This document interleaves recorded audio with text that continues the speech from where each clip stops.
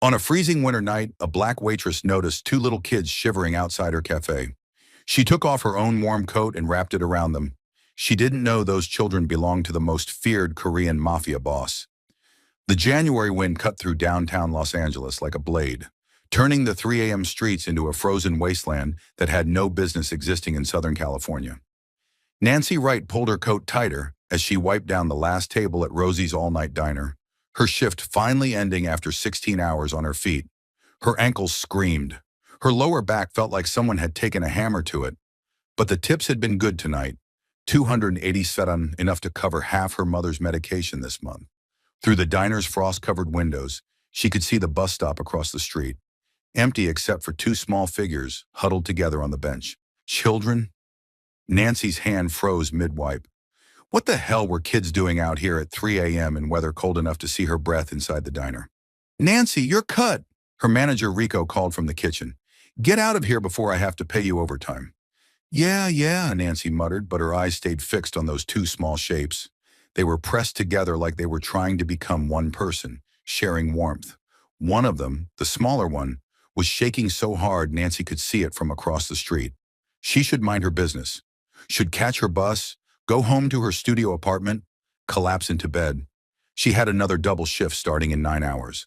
But Nancy's mother had raised her with rules, and rule number 1 was, you don't walk past a child who needs help. Ever. Shit, Nancy whispered, pulling on her coat. The thick wool one she'd saved for 3 months to buy. The one that actually kept out the California cold that everyone claimed didn't exist. She grabbed the 2 chocolate croissants that hadn't sold, leftovers Rico let the staff take home, and pushed out into the night. The cold hit her like a physical blow. Jesus Christ, it had to be in the 30s. She crossed the empty street, boots crunching on ice that had formed in the gutter, and got her first clear look at the children. Korean, both of them, boys. One looked maybe 7, with serious dark eyes and his arm wrapped protectively around the smaller one who couldn't be more than 5. They wore expensive-looking clothes, designer jackets that probably cost more than Nancy made in a month. But they were soaked through like they'd been caught in the earlier rain and never dried.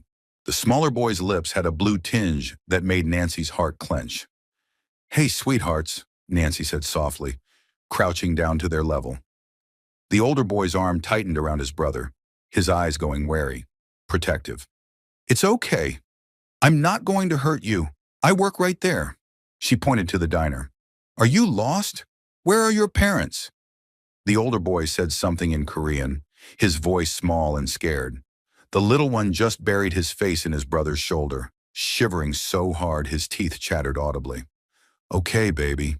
Okay," Nancy murmured. She didn't speak Korean, but fear was universal. These kids were terrified. "Let's get you warm, yeah?" She started to unbutton her coat, and the older boy's eyes widened. He shook his head frantically, saying something rapid in Korean that Nancy couldn't understand but whose meaning was clear. "No, we can't take that. Sweetheart, you're freezing," Nancy said gently. "Both of you are. I've got a sweater on, see? I'll be fine. But your brother..." She looked at the smaller boy, at the blue-tinged lips and the violent shivering. "He needs to get warm. Please, let me help." The older boy hesitated, torn between pride and fear and the undeniable reality that his brother was in trouble. Finally, he nodded, just barely. Nancy wrapped her coat around both of them, the thick wool swallowing their small bodies. The smaller boy made a small sound of relief as the warmth hit him. "There we go," Nancy said, pulling out the croissants.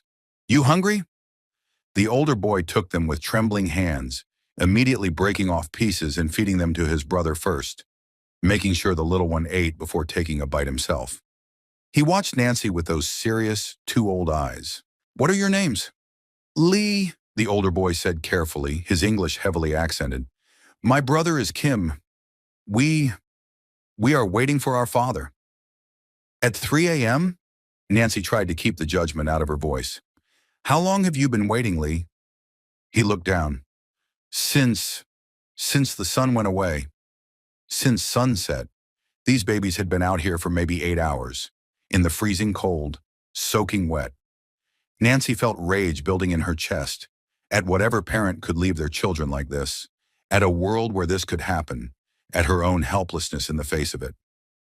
Okay, she said, making a decision. Okay, Lee, here's what we're going to do. We're going to go inside the diner where it's warm, and we're going to call someone to help find your dad. Does he have a phone? Yes, but Lee's face crumpled slightly. He said to wait here. He said he would come back. If we leave, he won't find us. The loyalty in his voice broke Nancy's heart. This little boy, freezing and scared, still trying to follow his father's instructions, still believing Dad would come back. Your dad would want you to be safe and warm, Nancy said firmly. And I promise, I swear to you, Lee, we'll make sure he knows where you are. But we can't stay out here. Kim needs to warm up. Look at him. Lee looked at his brother, really looked, and Nancy saw the moment fear won over obedience. Kim had stopped shivering, which was worse than the shaking. Nancy had grown up in Michigan before moving to LA.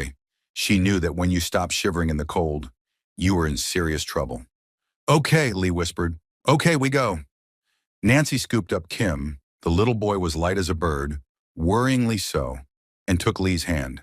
They crossed back to the diner, and Nancy pushed through the door to find Rico about to lock up. Nancy, what the… Rico stopped, taking in the scene. Nancy in just her sweater, shaking from cold. The two small Korean children, one barely conscious in her arms. Jesus Christ. Call 911, Nancy said. This one's hypothermic, and we need to find their father. Name's… Lee, what's your last name? Park, the boy said quietly. Park Lee. My brother is Park Kim. Our father is Park Hae-jun. The name meant nothing to Nancy, but Rico's face went pale. Park Hae-jun. Are you sure, kid? Yes, Lee said, confusion crossing his features. You know my father?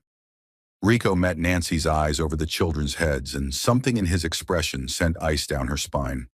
Nancy, outside, now. I'm not leaving them. Maria, Rico called to the overnight cook. Get these kids some hot chocolate, warm blankets from the back. Now. Then he grabbed Nancy's arm and pulled her toward the door. You too. We need to talk.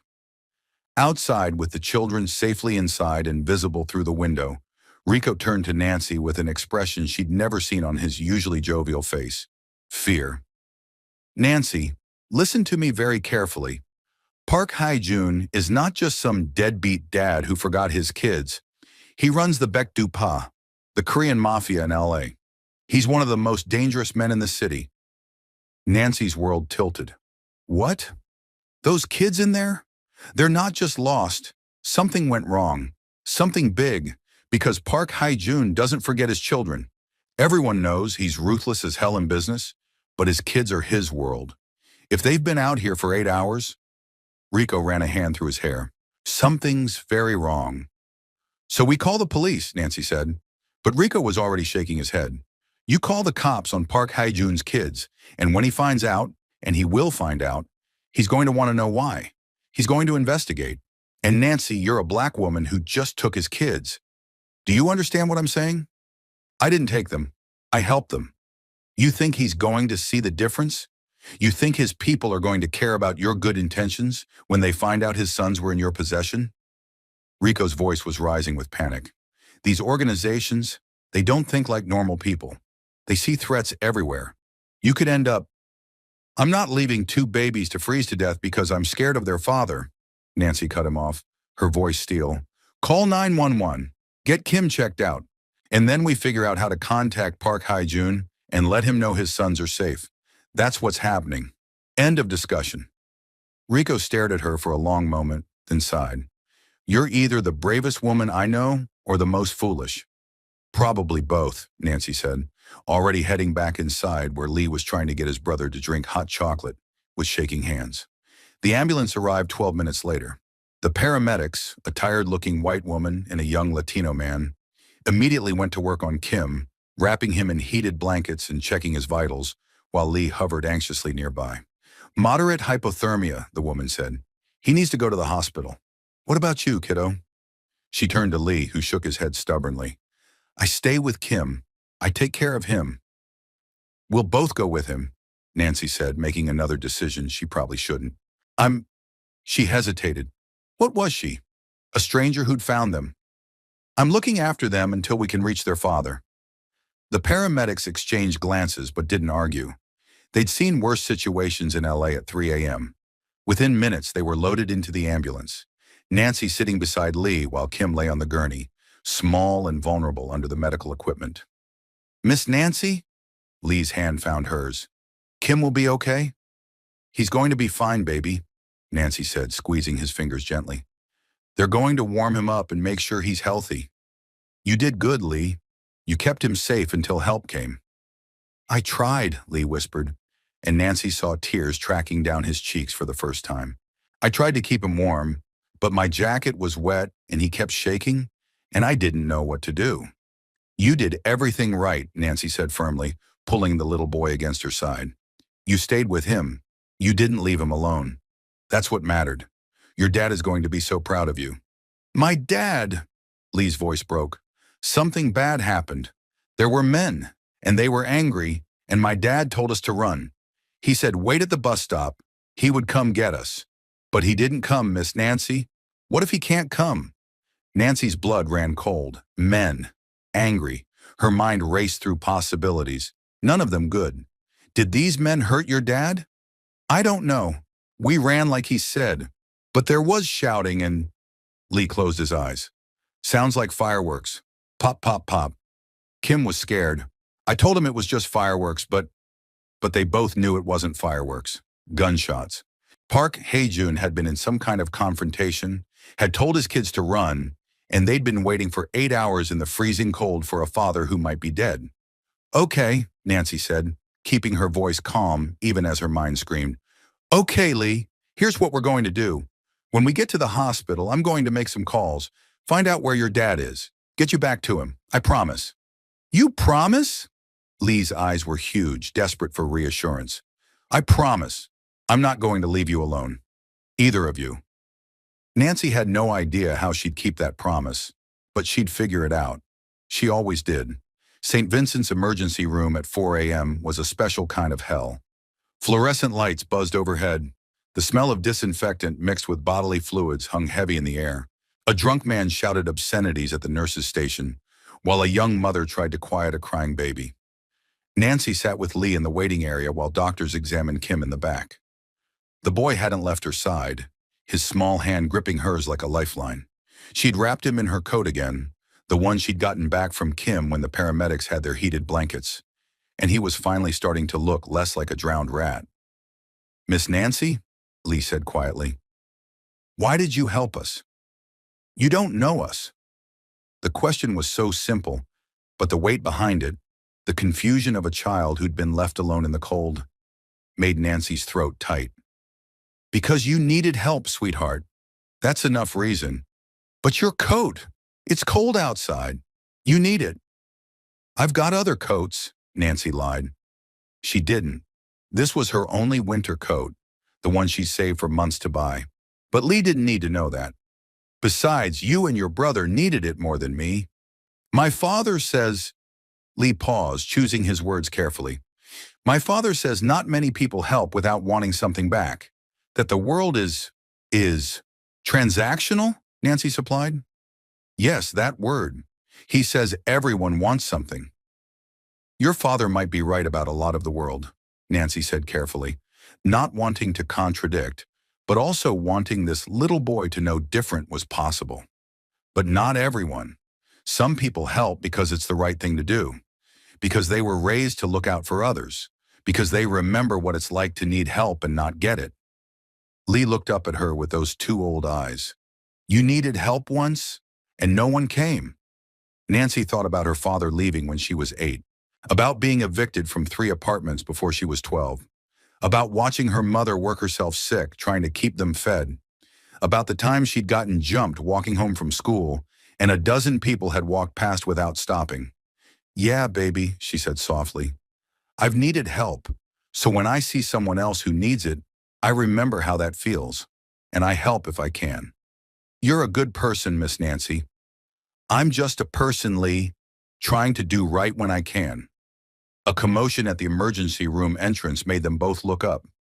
3 Korean men in expensive suits burst through the doors, moving with military precision. The lead man was tall, broad-shouldered, with a scar cutting through his left eyebrow. He barked something in Korean at the nurse's station, his tone brooking no argument. Lee's entire body went rigid.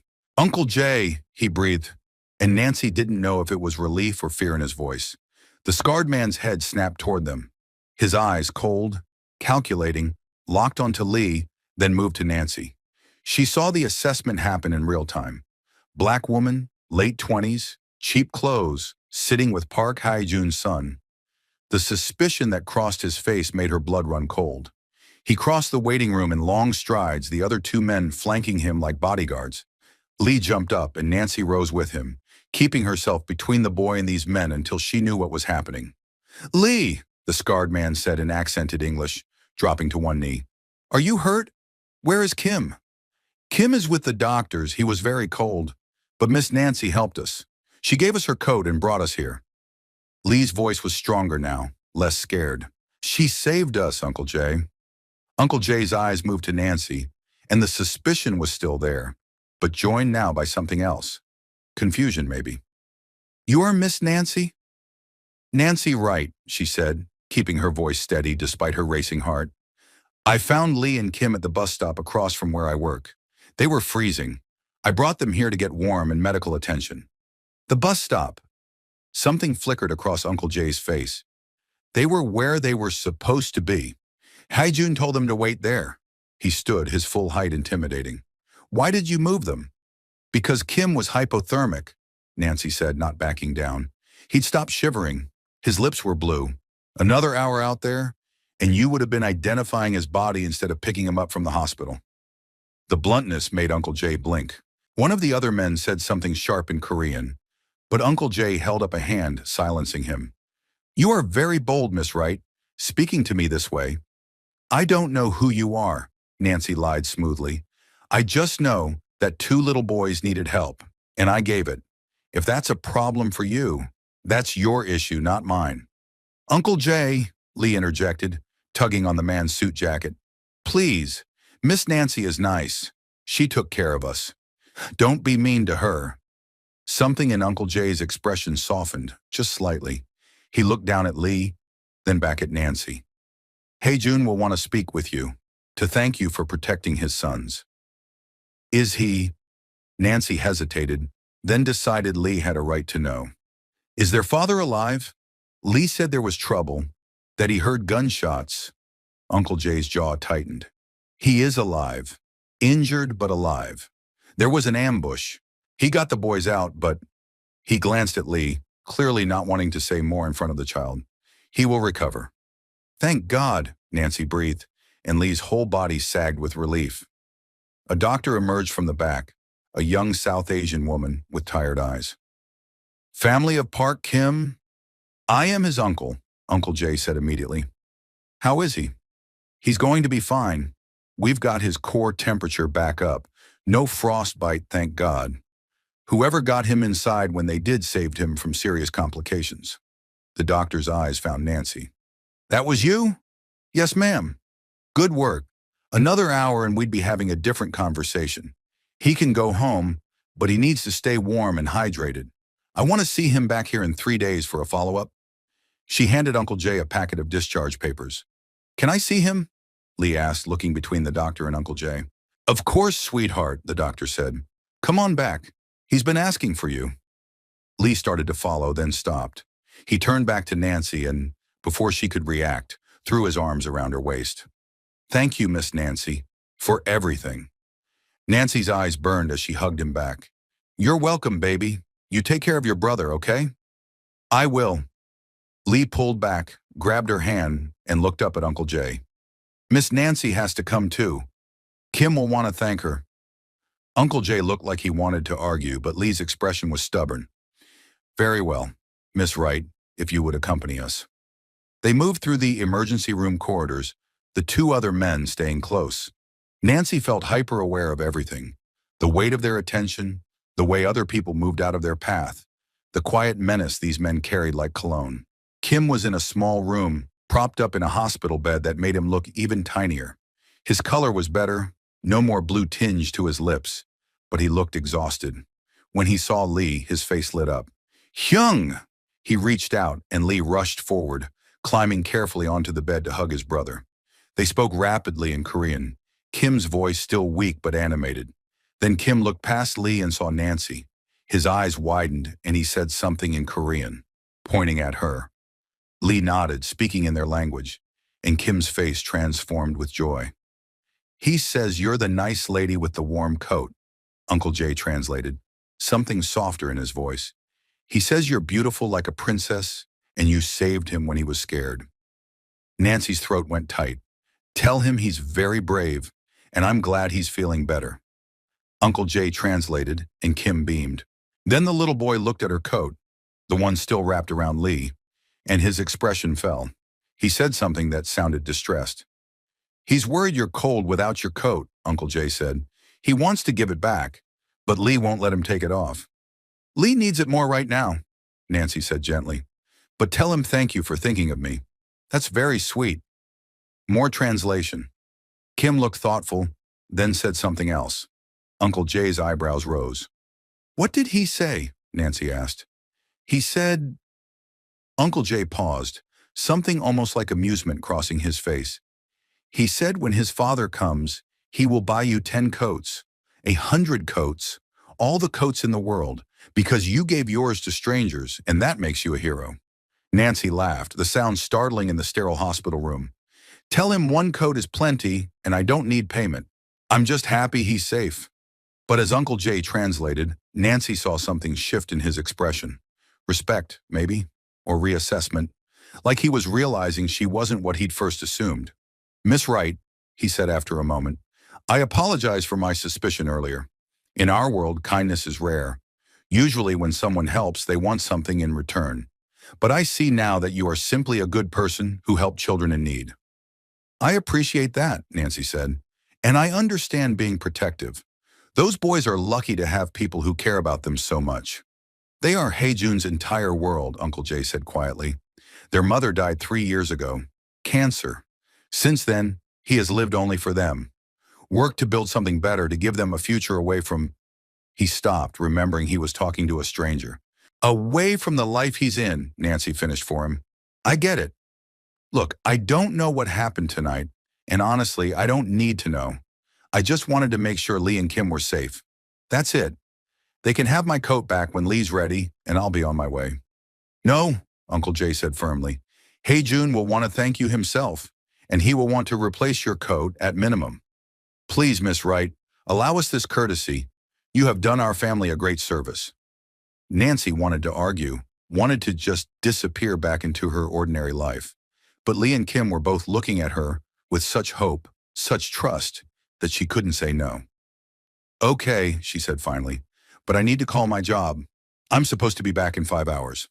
We will handle it, Uncle Jay said. Which diner do you work at? Rosie's all night on 7th and Broadway. Uncle Jay said something in Korean to one of his men, who immediately pulled out his phone. Consider it handled. Your shift will be covered, with pay. You can't just... Miss Wright, you saved Park Haejun's sons.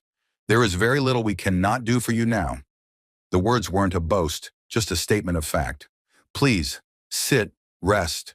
The boys enjoy your company, and Haejun should be out of surgery soon. Surgery? Nancy's stomach dropped. I thought you said he was okay. He will be, Uncle Jay said, but he took 3 bullets protecting his sons. He needs time to heal. Nancy ended up spending the next 4 hours in that hospital room, watching over Lee and Kim while they drifted in and out of sleep. Uncle Jay and his men rotated shifts in the hallway, always one of them visible through the door window. Hospital staff came and went, but Nancy noticed they were all deferential, careful. Word had clearly spread about who these children belonged to. Around 7 a.m., a nurse brought breakfast, not the usual hospital fare, but actual food from somewhere fancy.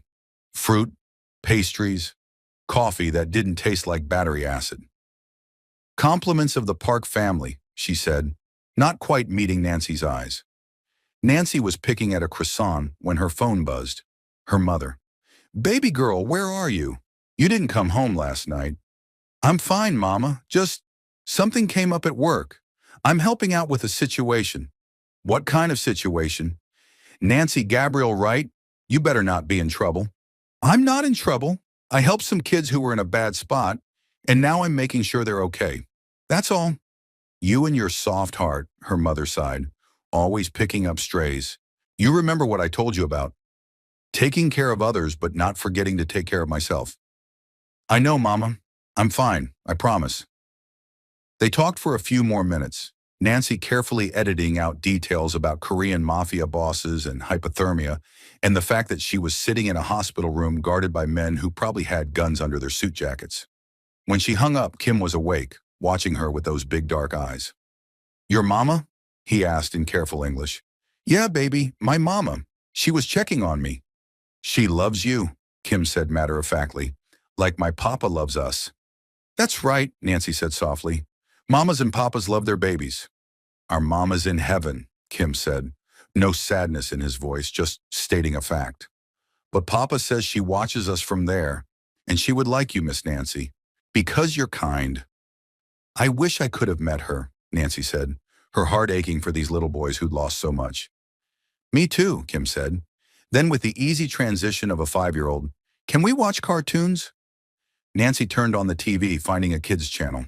Kim snuggled into his pillows, content, while Lee dozed in the chair beside the bed, still wrapped in Nancy's coat. And Nancy sat there, in this surreal bubble, wondering how her life had gotten so strange in the span of a few hours. At 8:47 a.m., Uncle Jay entered the room, his expression different, anticipatory. Miss Wright, Haijun is awake. He is asking to see you. Nancy's heart kicked into overdrive. Now? Now. The boys can stay here. My men will watch them. At Kim's distressed sound, Uncle Jay added in Korean, then in English for Nancy's benefit, She will come back. She is just going to talk to your papa. I'll be right back, Nancy promised, standing. She felt woefully unprepared for this. 16 hours into a double shift, wearing her work clothes, no makeup, probably smelling like diner grease and hospital antiseptic. But Uncle Jay was already waiting by the door. They walked through corridors, took an elevator up 3 floors. The men Uncle Jay passed nodded respectfully, and Nancy realized there were more of them. A lot more. Park Hae-jun didn't just have a protection detail. He had an army. They stopped outside a private room at the end of a hallway. 2 men stood guard outside, both visibly armed. Uncle Jay spoke to them in Korean, and they stepped aside. He is still weak, Uncle Jay said quietly, but he insisted on seeing you as soon as he woke. Please, Miss Wright, go easy on him. He feels guilty about his sons being in danger. Nancy nodded, suddenly nervous in a way she hadn't been before. She pushed open the door. The room was dim, curtains drawn against the morning sun. Medical equipment beeped softly, and in the bed, propped up on pillows with bandages visible under his hospital gown, was Park Hae-jun. Nancy's breath caught. Even injured, even in a hospital bed, he was devastating. Late 20s with sharp features that were almost cruel in their beauty. Dark eyes that tracked her movement with predatory awareness despite the obvious pain. Black hair falling across his forehead, must from sleep or surgery or both. And when he saw her, those eyes widened with something Nancy couldn't name. You're Nancy Wright, he said, his voice rough with disuse but the English perfect, barely accented. Mr. Park, Nancy said, staying near the door. I'm glad you're okay. You saved my sons. It wasn't a question. Lee told me everything, the coat, the hospital, how you didn't leave them even when you knew who we were. They needed help, Nancy said simply. I couldn't just walk away. Park Hae-jun stared at her for a long moment, and Nancy felt exposed under that gaze, like he was looking past her cheap clothes and tired face to something deeper. Come closer, he said finally. Please, I want to see the face of the woman who gave my sons her coat in freezing weather. Nancy moved forward slowly, stopping at the foot of his bed. This close, she could see the pain brackets around his mouth, the shadows under his eyes, the bandages that wrapped his shoulder and chest. Evidence of the 3 bullets Uncle Jay had mentioned. You're beautiful, Park Hae-jun said, and Nancy blinked in surprise. Lee said you were, but I thought it was a child's perception. But he was right. You're stunning. Heat flooded Nancy's cheeks. Mr. Park, I don't think… Hae-jun, he interrupted. Please, you saved my children's lives. The least you can do is call me by my name. Hey, June, Nancy said, the syllables foreign on her tongue. Your sons are fine. That's what matters. I just did what anyone would do. No, he said firmly. Not anyone. Most people would have walked past or called the police and let the system handle it. But you gave them your coat, your warmth, your time. You stayed with them even after you knew who I was, what I am. That is not what anyone does. That is exceptional. I just... Let me thank you, Haijun said, his intensity almost overwhelming. Please, let me replace your coat. Let me compensate you for your time, your kindness. Let me do something to show my gratitude. I don't want your money, Nancy said before she could stop herself. Then what do you want? The question was genuine, curious. Nancy thought about her studio apartment with the leaky ceiling, about her mother's medication that cost half her paycheck, about the community college degree she'd had to abandon for work, about the dreams she'd shelved because survival took precedence. I want your sons to be safe, she said finally. I want them to grow up healthy and happy and loved. That's what I want. That's why I help them. Something shifted in Haijun's expression, softened. You're not what I expected. What did you expect? Someone looking for an angle, a payout, connections. He smiled slightly, wincing at the movement. Most people who help my family want something. But you just want my children safe. Of course I do. They're kids. Sweet kids who've been through trauma and lost their mother and almost froze to death waiting for you. The words were harsher than Nancy intended, and she saw them land like blows. Haejun's face went tight with pain that had nothing to do with his injuries. I know, he said quietly.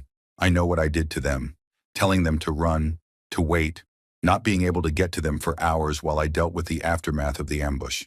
They could have died because of my choices, because of my life. But they didn't, Nancy said, and despite herself, she moved closer. They didn't die. They're fine. A little traumatized maybe, but physically okay, and they love you, Haijun. Lee was terrified something had happened to you. Kim kept asking when his papa would come. They weren't angry or scared of you. They just wanted you back. Haejun closed his eyes and Nancy saw moisture gather at the corners. I don't deserve them. Maybe not, Nancy said bluntly. But you have them, and now you need to do better. Be better. Find a way to keep them safe that doesn't involve telling two little boys to run into the night and wait alone in the cold. You're very bold, Haejun said, eyes opening to fix on her. Speaking to me like this. Most people are afraid. Should I be afraid? No. The answer was immediate, certain. Never. You saved my sons. You are under my protection now, whether you want it or not. No one will touch you. No one will threaten you. You have my word. I don't need protection, Nancy started, but Haejun was shaking his head. Yes, you do. My enemies saw what happened last night. They know my sons were vulnerable, and they'll want to know who helped them, who I'm grateful to. That makes you a target, Nancy. I'm sorry, but that's the reality. Ice flooded Nancy's veins. Are you saying I'm in danger? Because I helped two kids? I'm saying I won't let anything happen to you, Haejun said firmly. You'll have protection, security, anything you need to stay safe. I can't afford... It's not a negotiation. It's done. My men are already positioned.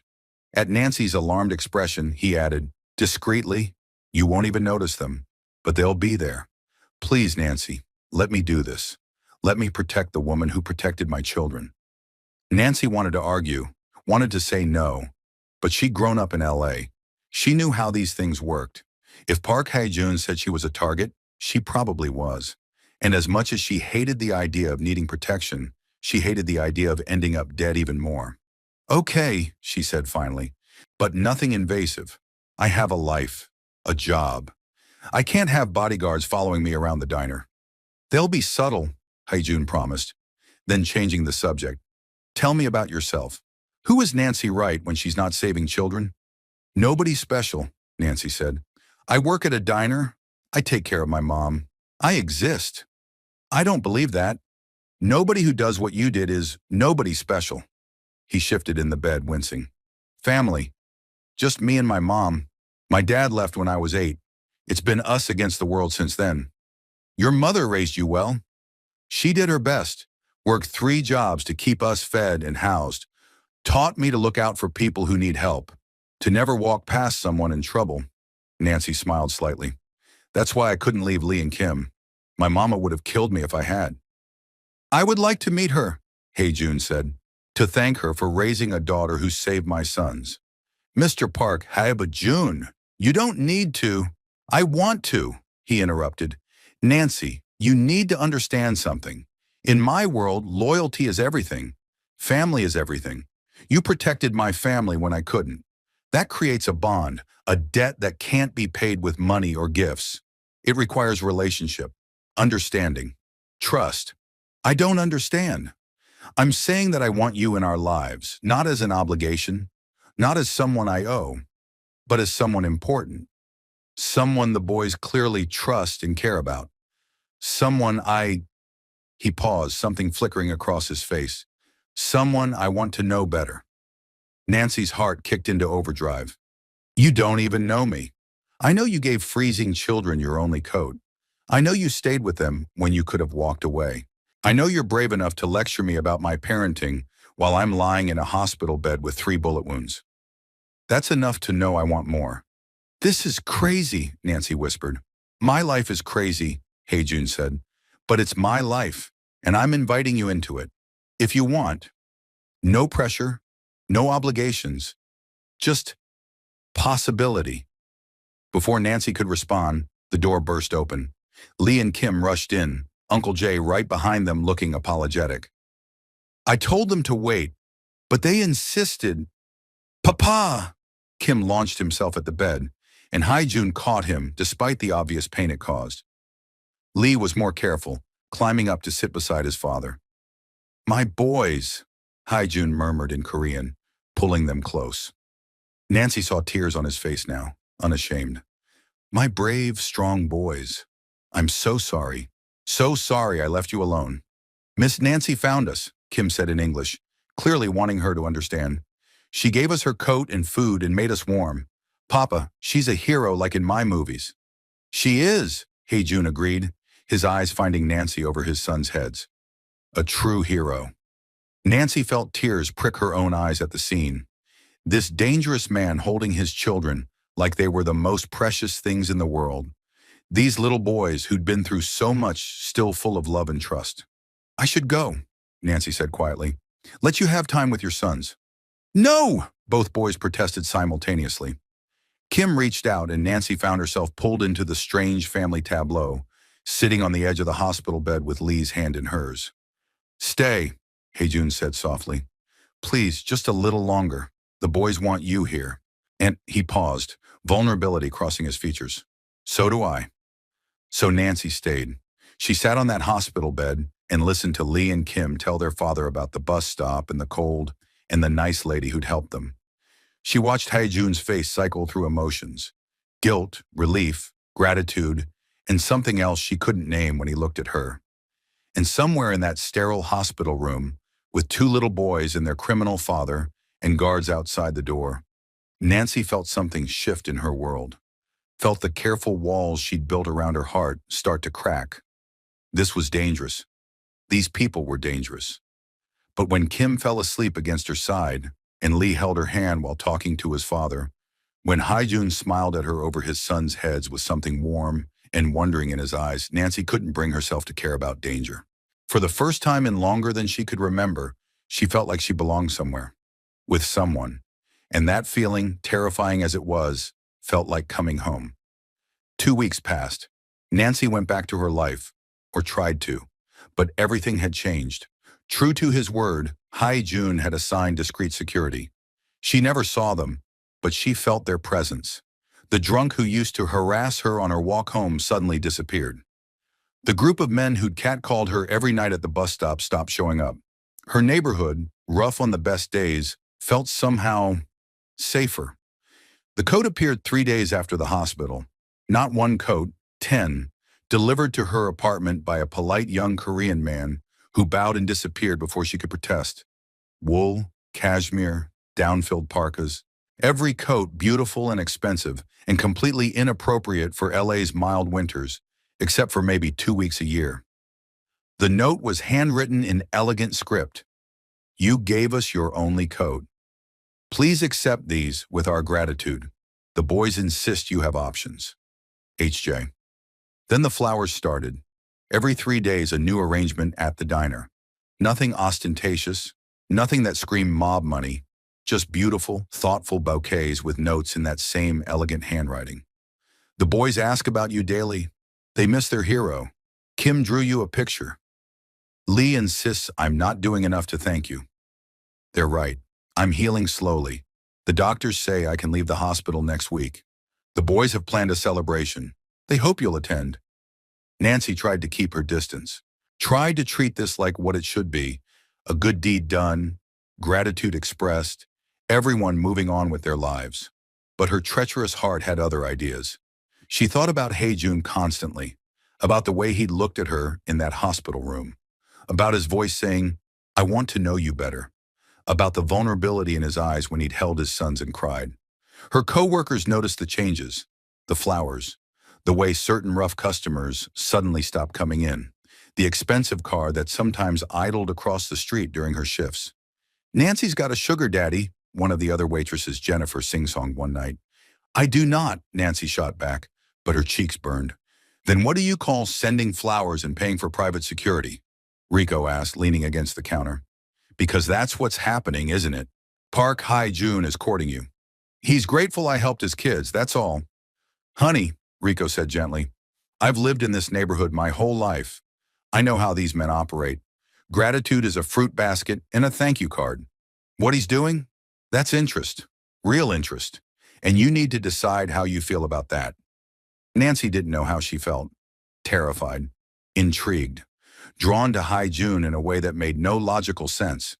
They'd barely spoken. He was a criminal, a single father, a man whose world was violence and danger. But he was also someone who loved his sons fiercely, who wrote thoughtful notes and remembered details, who'd looked at her like she was precious. And God help her, Nancy wanted more of that feeling.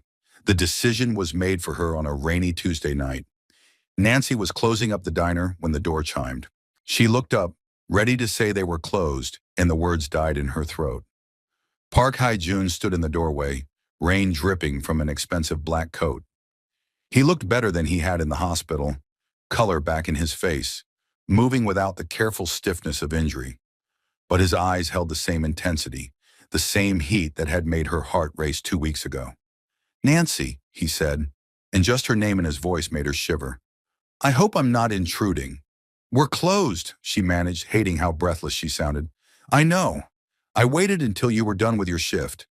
He moved further into the diner, water pooling on the floor from his coat. I wanted to see you, to talk, if you're willing. About what? About why I can't stop thinking about you, Hae-jun said bluntly. About why my sons ask about Miss Nancy every single day. About why I sent 10 coats when one would have sufficed. About why I'm standing in a diner at midnight in the rain when I should be home recovering. Nancy's heart hammered against her ribs. Hae-jun, I'm not good at this, he said, moving closer. Feelings, vulnerability. I've spent years building walls, protecting myself, focusing only on my sons and my business. But then you walked into my life, and suddenly those walls feel like prisons. You don't know me, Nancy whispered, repeating the same argument she'd made in the hospital.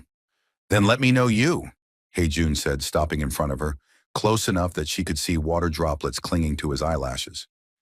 Let me take you to dinner. Let me introduce you to my sons properly, not in a hospital room. Let me show you that I'm more than what the world says I am. And what are you, Nancy challenged? Beyond the Mafia boss? Beyond the dangerous man with an army of guards? Who is Park Hae-jun when he's not playing his role? I don't know, he admitted, and the honesty stole her breath. I've been so many things, son, husband, widower, father, leader, that I've lost track of who I am underneath. But with you, Nancy, I want to find out. I want to discover who I could be with someone who sees past all of it. This is insane, Nancy said, but she didn't step back when he reached for her hand. Probably, Hae-jun agreed, his thumb tracing circles on her palm. But insanity runs in my family. My father fell in love with my mother after she punched him for being rude to a restaurant server. They had 30 years together before he died. Sometimes the crazy choices are the right ones. I'm a waitress, Nancy said. I live in a studio apartment in Inglewood. I work double shifts to pay for my mom's medication. Your world and mine, they don't mix. They can't. Why not? Heijun challenged. Because of money, I have enough for both of us. Because of danger, I can protect you. Because of background, Nancy, my grandparents were rice farmers in Korea. My father came here with nothing. I'm not some aristocrat looking down on the working class. I am the working class, just with better resources now. It's not that simple. It is exactly that simple. Haijun pulled her closer, his free hand coming up to cup her cheek. I'm attracted to you. You're attracted to me. Don't deny it. I can see it in your eyes. We both have complicated lives and responsibilities, but we also both deserve happiness, a chance at something real. Your sons already love you, already ask when they can see Miss Nancy again, already drew you pictures and planned celebrations. His smile was soft, genuine. Nancy, they lost their mother 3 years ago. Since then, they've had no women in their lives except housekeepers and teachers. But you gave them your coat. You stayed with them when they were scared. They trust you in a way they haven't trusted anyone since their mother died. Tears burned Nancy's eyes. That's not fair. Using your kids. I'm not using them. I'm telling you the truth. My sons need someone like you in their lives. Someone kind and brave and real. And his voice dropped lower, intimate. I need you too. More than I've needed anyone in years. So please, Nancy Wright, give me a chance. One date, one conversation, one opportunity to prove that this crazy thing between us could be something beautiful. Nancy looked into his eyes and saw everything she'd been afraid to want. Connection, passion, the possibility of mattering to someone, of being chosen not despite who she was, but because of it. One date, she heard herself say. But Haijun, if this goes wrong, if your world ends up hurting me or my mom, I will never forgive you. Fair enough, he said, and his smile was like sunrise. I'll pick you up Saturday at 7. Wear something comfortable. I'm taking you somewhere special. He leaned down and Nancy's breath caught, thinking he was going to kiss her. Instead, he pressed his lips to her forehead, a gesture so tender it made her chest ache. Thank you, he murmured against her skin, for saving my sons, for giving me a chance, for being brave enough to let me in.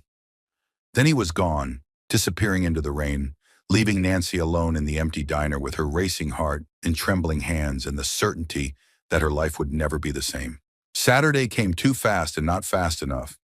Nancy changed clothes 4 times, settling finally on jeans and a soft purple sweater that brought out the warm tones in her dark skin. Comfortable, like he'd said, but still nice, still showing she cared. He arrived exactly at 7, driving a sleek black sedan that was expensive but not ostentatious. When Nancy opened her apartment door, her breath caught. He wore dark jeans and a charcoal sweater, casual but devastating. His eyes swept over her, and heat flared in their depths. You're beautiful, he said simply. Are you ready? Where are we going? You'll see. He offered his hand and Nancy took it, letting him lead her down to the car. He opened her door, waited until she was settled, then went around to the driver's side. They drove through LA in comfortable silence, Nancy watching the city lights blur past. Finally, curiosity won. You're not going to tell me where we're going? We're almost there. Haijun smiled slightly. Patience, Nancy. 10 minutes later, they pulled up to a modest house in Koreatown. Warm light spilled from the windows, and Nancy could see small figures moving inside. Is this my home? Haijun confirmed. I wanted you to see where I live, where my sons live. The real me, not the myth. He turned to face her, suddenly vulnerable. And I wanted them to see you again. They've been asking for weeks. If you're not comfortable, I want to meet them, Nancy said, surprised by how much she meant it. Properly this time. The front door flew open before they were halfway up the walk. Lee and Kim came tumbling out, both boys shouting, Miss Nancy, and launching themselves at her. Nancy laughed, going to her knees to catch them both. Hi, babies, she said, hugging them close. I missed you too. We missed you so much, Lee said in careful English. We drew you pictures and made you cookies, and Papa said you were coming, But I didn't believe until I saw you. I'm here, Nancy said, touched by their enthusiasm. Show me these pictures? They dragged her inside, chattering in a mix of Korean and English. The house was warm and lived in, toys scattered across the floor, children's artwork on the walls. Nothing like Nancy had expected from a mob boss's home.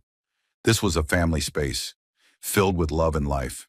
Dinner was Korean food Haejun had cooked, which surprised her, and chaotic and perfect. The boys showed her their rooms, their favorite toys, the tree fort their father had built in the backyard. Haejun watched it all with soft eyes, occasionally translating when the boys got too excited and reverted fully to Korean. After dinner, after the boys were bathed and in pajamas, they insisted on a bedtime story. Miss Nancy has to read it, Kim declared. In English, so we practice. So Nancy found herself sitting on Kim's bed, Lee pressed against one side and Kim against the other, reading about brave knights and clever princesses. Haejun watched from the doorway, and when she looked up, the expression on his face stole her breath. Wonder, gratitude, and something deeper, hotter, that made her heart race. When the boys finally fell asleep, Nancy extracted herself carefully and followed Haejun downstairs. He led her to a living room with comfortable furniture and more evidence of children. Crayon drawings, scattered books, a Lego castle in the corner. Coffee? Wine? He offered. Wine sounds good. He poured 2 glasses of red, handed her one, and sat beside her on the couch. Not touching, but close enough that she felt his warmth. Thank you, he said quietly, for tonight, for being so good with them. They adore you, Nancy. I can see it. They're amazing kids, Nancy said honestly. You've done an incredible job with them, Haejun. Despite everything, they're happy and loving and kind. I try, but there are gaps I can't fill. Things they need that I don't know how to give. He turned to face her. Their mother was their whole world. When she died, it shattered them. Lee stopped talking for 3 months. Kim had nightmares every night for a year. I did my best, but you're one person, Nancy finished, and grief is hard. Yes, Haejun's voice was rough. I've given them everything I can. Stability, love, security. But watching you with them tonight, seeing how they lit up, how comfortable they were. Nancy, you give them something I can't. Joy, ease, the feeling of being cared for by someone who doesn't have to love them, but chooses to. Hi, Joan. I'm not asking you to be their mother, he said quickly. I'm not asking for promises you're not ready to make. I'm just saying, you fit here, with us, in this space, and I want to explore what that means. Nancy set down her wine glass, heart pounding. I'm scared. Of what? Of how fast this is moving, of how much I already care about those boys upstairs, of how you make me feel things I swore I'd never feel again after. She stopped, the old pain surfacing. After what? Haejun asked gently. Nancy took a breath. I was engaged once, 3 years ago, to a man I thought loved me. We planned a whole life together. House, kids, forever.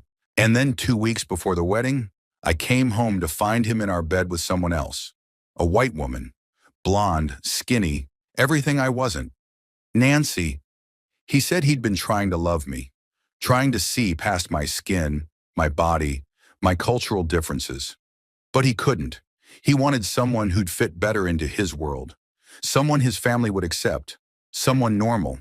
The old wound still stung, even after years. So yeah, I'm scared, because you're looking at me like I matter. And last time someone did that, it destroyed me. Haejun set down his own glass and took both her hands. That man was a fool and a coward, and nothing like me. Nancy, I'm not trying to fit you into my world. I'm trying to build a new world that has space for both of us. You, me, my sons, your mother, all of it. Together. It's too soon to talk like that. Maybe, but I've learned that life is short and unpredictable. I almost died 2 weeks ago. Left my sons orphaned. And all I could think, lying in that hospital bed, was that I'd wasted too much time being careful, being closed off.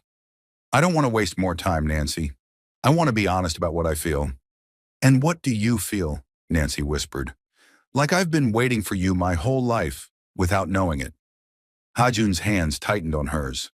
Like the universe sent you to save my son so I'd have the chance to meet you. Like every terrible thing that's happened led me here, to this moment, with you. That's crazy. Then be crazy with me. He echoed her own words from weeks ago. Give this a chance. Give us a chance. Let me show you that not all men are cowards, that some of us know precious when we find it and fight to keep it. Nancy looked into his eyes and saw her future. Terrifying and beautiful and completely uncertain, but also full of possibility. Of two little boys who needed love. Of a man who'd looked past everything the world said mattered and seen her. Okay, she whispered. Okay, yes, let's try. Let's see where this goes. Heijun's smile was like sunlight breaking through clouds. He pulled her close, and this time when he kissed her, it wasn't on the forehead. It was on her lips, soft and searching and full of promise.